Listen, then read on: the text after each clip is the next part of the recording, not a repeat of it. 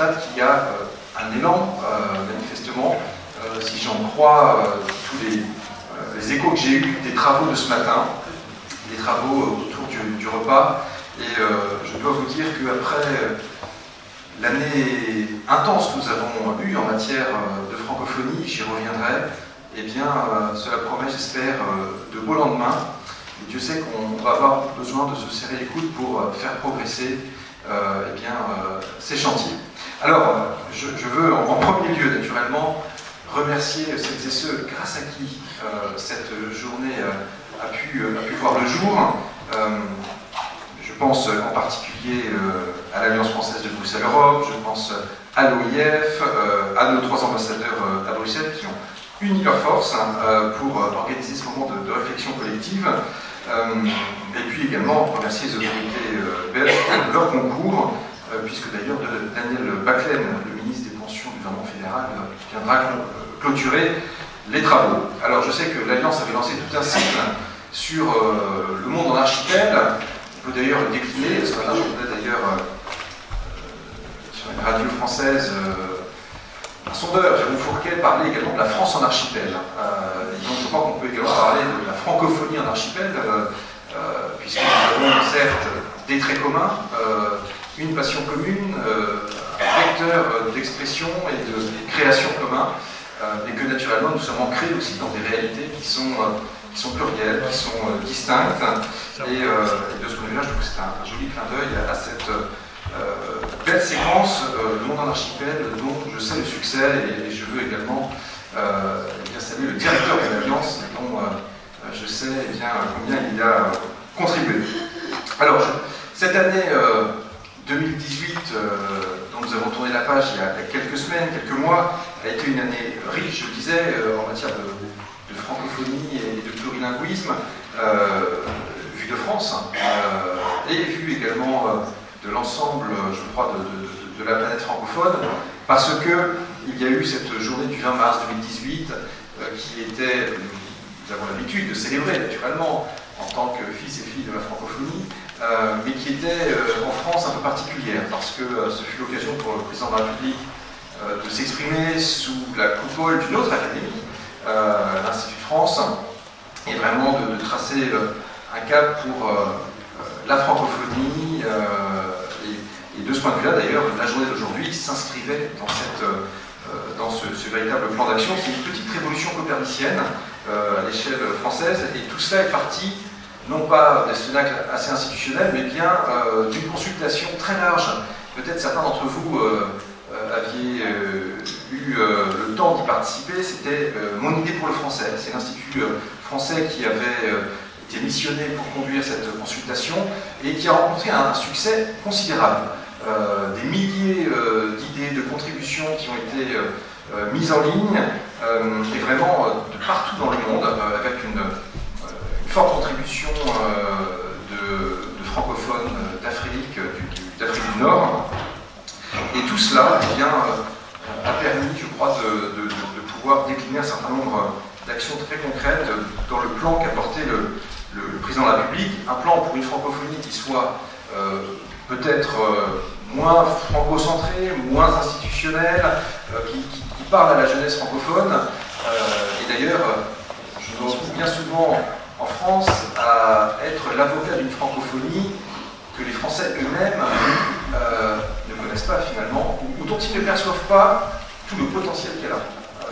Parce que avoir cet espace en commun pour travailler, pour étudier, pour vivre, bref, pour créer, c'est quand même assez unique, mais alors peut-être est-ce parce que sur le sol français, nous ne vivons pas comme une langue minoritaire ou minorisée, et que du coup il y a ce sentiment que l'avenir linguistique n'est pas mis en cause, et pourtant il y a une prise de conscience qui doit se faire de l'intérêt véritablement de cet espace.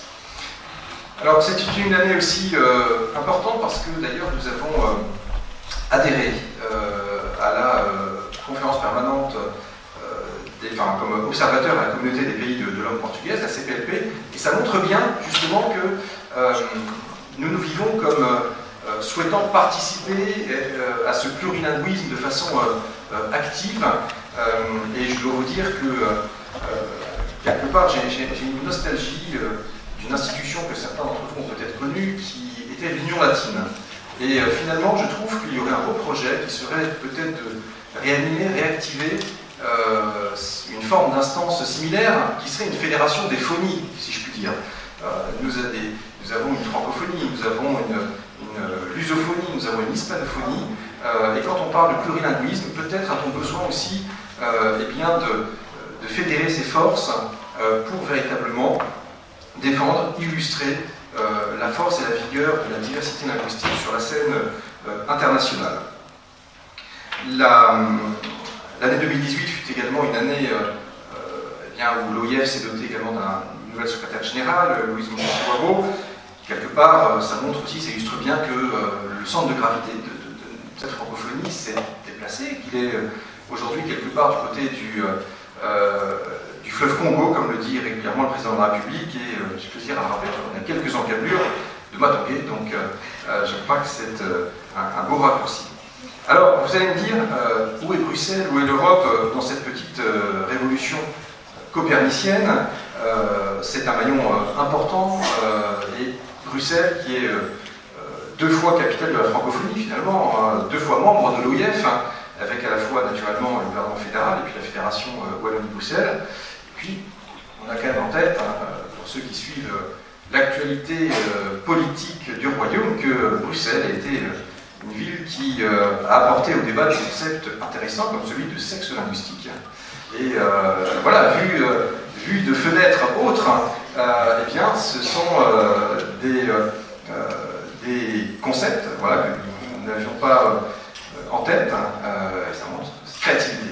Alors, on est surtout, je crois, au cœur des institutions européennes, et nous devons parler de la place du français, de l'avenir du multilinguisme. Alors, si on se met 170 ans en arrière, il y avait un congrès de la paix au cours duquel Victor Hugo s'exprimait et qui déjà traçait des perspectives pour ce continent européen. À l'époque, Victor Hugo était de ceux qui pensaient que la langue française pourrait un jour être une langue pour l'Europe, la langue de l'Europe. Eh bien, forcément, aujourd'hui, il serait un peu déçu. Et si le français n'est pas la langue dominante, il est important, je crois, qu'on continue à parler français dans ces institutions à Bruxelles et que, franchement, le seul médium anglais serait un appauvrissement considérable. Et donc il y a un paradoxe, parce qu'au moment où on parle effectivement de l'évolution de la géographie de l'Union européenne avec le Brexit, eh bien, force est de constater que la langue anglaise, pardon, ne cédera pas automatiquement son statut de fait de langue de travail principale, et que donc on a, je crois, encore beaucoup à faire pour eh bien, s'assurer de sa vivacité, vivacité qui est régulièrement battue en brèche. Et certains d'ailleurs vont jusqu'à considérer que l'anglais finalement pourrait devenir un peu cette lingua franca, d'autant plus facilement qu'elle ne serait plus identifiée à un État membre en particulier. Mais je crois qu'on y perdrait beaucoup en qualité, en précision, en nuance. Je pense qu'il est inutile de renvoyer, mais il suffit de regarder tous les débats qu'il y a eu autour de l'interprétation de la résolution 242 du Conseil de sécurité des Nations Unies, le fameux Off Territories en anglais, qui a prêté à des interprétations divergentes selon les parties prenantes, alors qu'une expression en français, je prends d'un point de vue juridique, aurait une précision chirurgicale qui, indéniablement, n'aurait pas souffert de contestation. Et donc, on le voit bien, ce n'est pas juste de la fierté mal placée ou de la défense cocardière d'une langue d'une langue maternelle, mais bien aussi, je crois, tout simplement un outil aussi efficace au service des institutions. Alors, tout cela justifie du coup eh bien, un effort renouvelé pour le multilinguisme.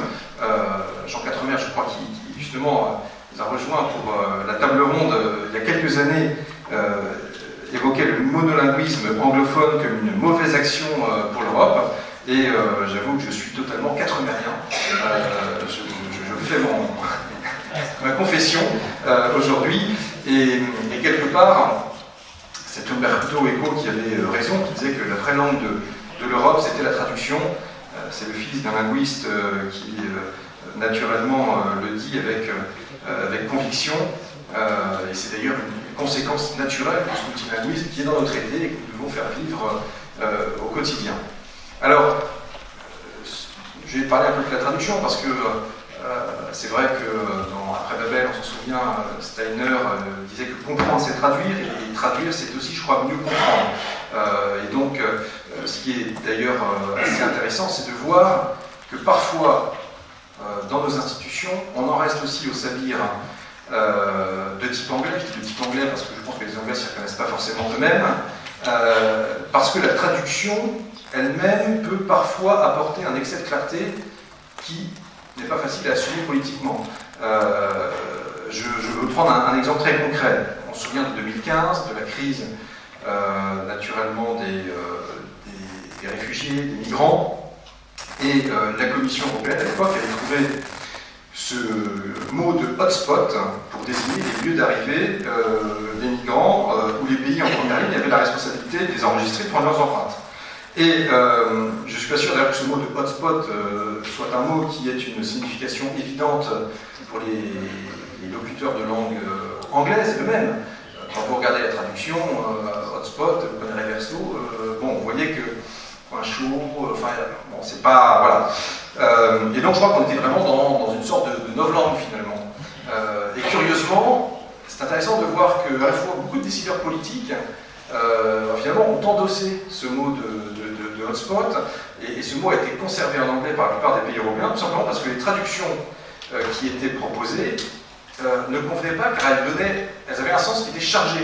Et c'est obligé de trancher en fait une réalité, ou de donner une réalité que politiquement les uns et les autres ne voulaient pas endosser. En français, ça voulait dire, on avait demandé une traduction, c'était point d'accès.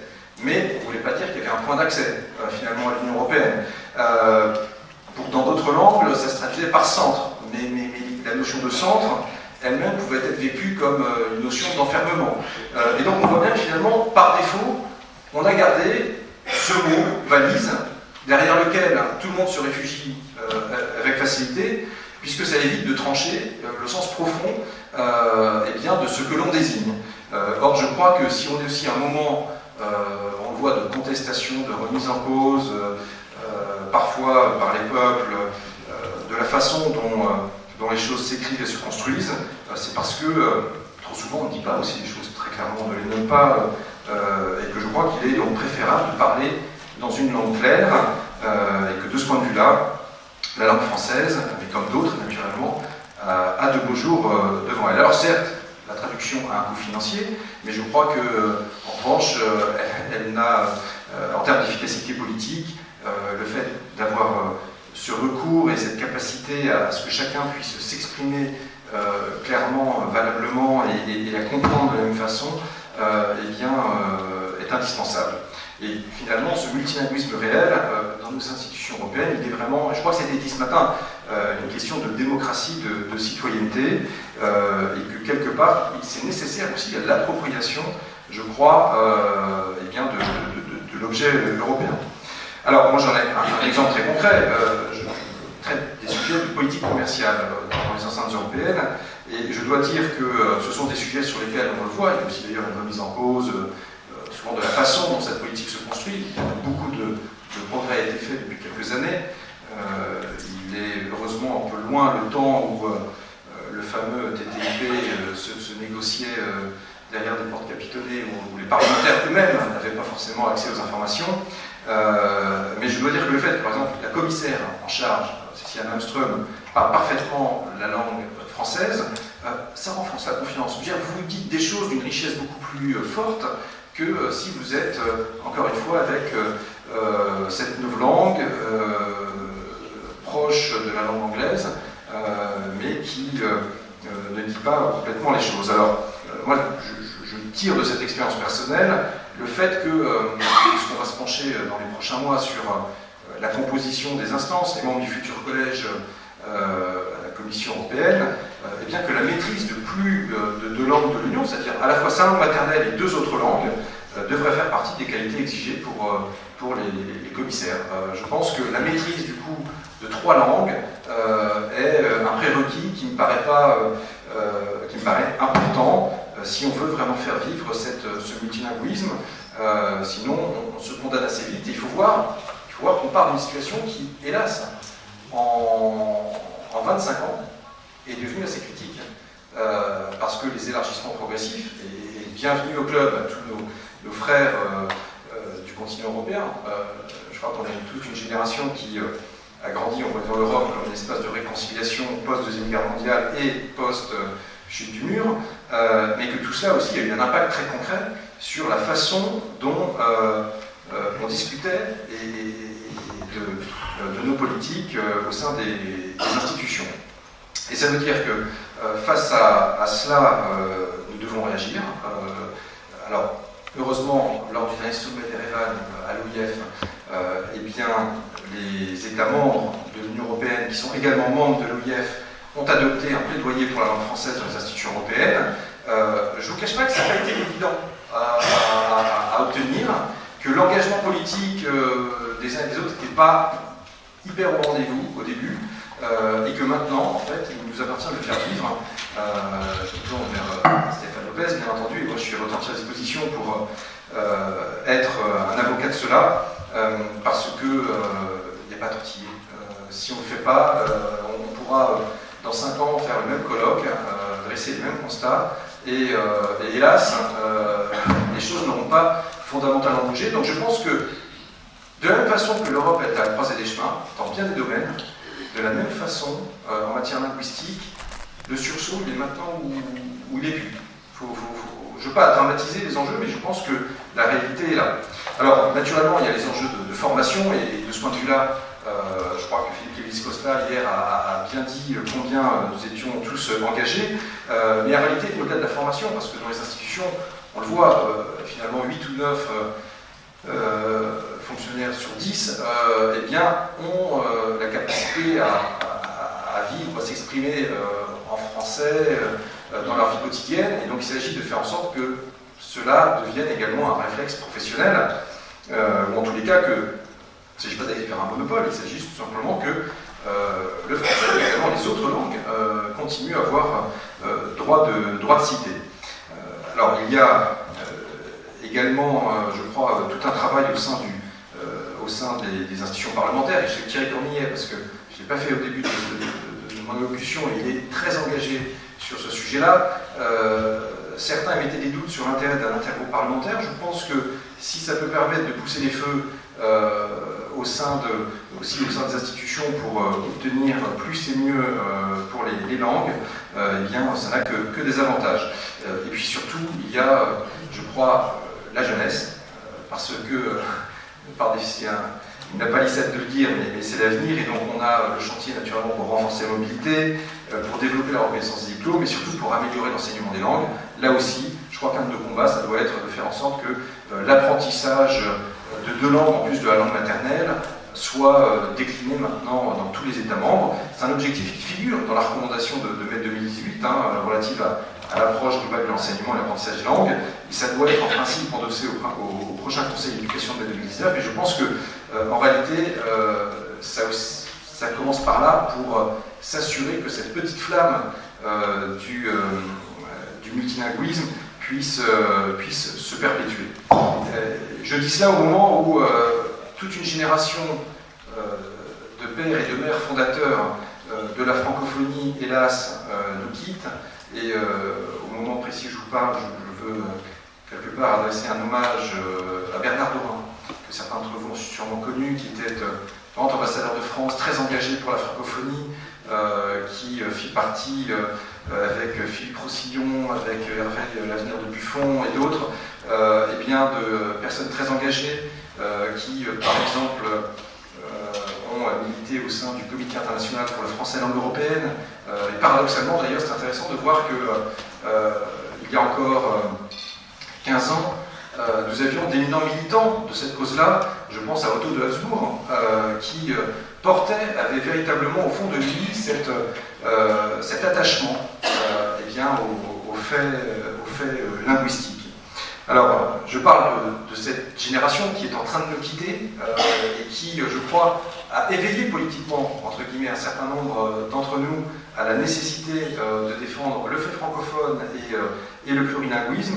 Et donc, il appartient aussi bien que nous puissions transmettre cette flamme et que une jeunesse ne se contente pas encore une fois, de vivre uniquement en monolinguisme. Et ça nous amène sur des enjeux très contemporains et vous allez vous y pencher avec, je sais, la table ronde sur le numérique et l'intelligence artificielle, sur des sujets comme la découvrabilité des contenus sur Internet. On y travaille beaucoup avec nos amis du Québec et du Canada, parce que on le voit, combien les algorithmes peuvent enfermer toute référence à des événements passés ou présents en France est purement fortuite, mais on le voit, les algorithmes des réseaux sociaux, hélas, ont tendance plus à enfermer qu'à libérer. Et de ce point de vue-là, il y a tout un enjeu pour naturellement nos auteurs, nos créateurs, et tout simplement le fait d'avoir accès à une diversité de pensées. Alors, vraiment, merci du fond du cœur, parce que je sais qu'il y a beaucoup d'idées, de propositions qui remontent. Moi, je forme un souhait, parce que, et là, je n'ai pas pu assister aux travaux ce matin, je vais le faire en partie cet après-midi. Je pense qu'il serait très utile que tout ce qui s'est dit depuis ce matin, puisqu'il y a une captation son, puisse être couché sur le papier, qu'on puisse avoir des actes, parce que c'est pas banal, c'est pas anodin comme journée, et qu'on a besoin, encore une fois, d'écrire noir sur blanc, de nommer les choses, de nommer les actions qui vont être mises en place. Je suis très curieux de voir les solutions qui vont émerger, parce qu'encore une fois, il y a urgence, et donc face à cette urgence, eh bien, je sais que toutes les bonnes volontés sont ici réunies. Alors merci encore pour votre action déterminée, et vive le plurilinguisme.